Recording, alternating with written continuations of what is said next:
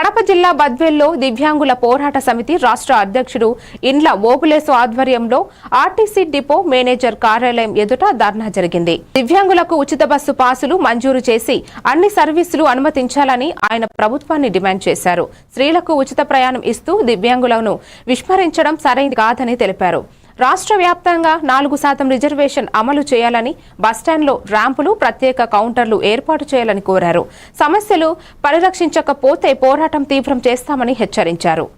Badvel APSRTC depot కార్యాలయం ముందు దివ్యాంగుల పోరాట సమితి ఆధ్వర్యంలో ఇక ధర్నా కార్యక్రమం నిర్వహించడం జరిగింది.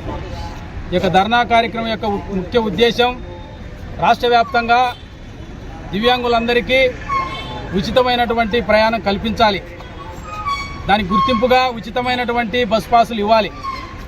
అలాగే ఏపీఎస్ఆర్టీసీలో మరి ఖాళీగా ఉన్నటువంటి ఉద్యోగాలన్నీ 4% రిజర్వేషన్ ప్రకారం మరి భర్తీ చేసి బ్యాక్లాగ్ కింద వారిని గుర్తించాలి.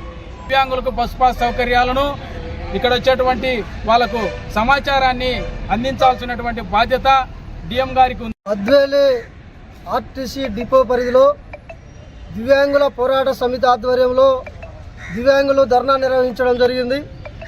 ఏదైతే దివ్యాంగులు కోరుకున్నటువంటి విధంగా ఈ రాష్ట్ర ప్రభుత్వం మహిళలకు ఉచిత బస్సు ఎలా అయితే ఏర్పాటు చేసిందో దివ్యాంగులకు కూడా ఉచిత బస్సు సౌకర్యం కల్పించాలని చెప్పి డిమాండ్ చేస్తూ ఉన్నాం.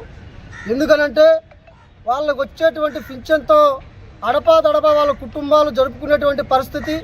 మరి దాంట్లో ఆ దివ్యాంగులకు పాస్ ఇవ్వాలంటే సగం డబ్బులు తీసుకుంటా ఉంది ఆర్టీసీ ప్రభుత్వం. ఇవాళ ఆర్టీసీ కాంప్లెక్స్లో కూడా దివ్యాంగులకు వాళ్ళకు రూములు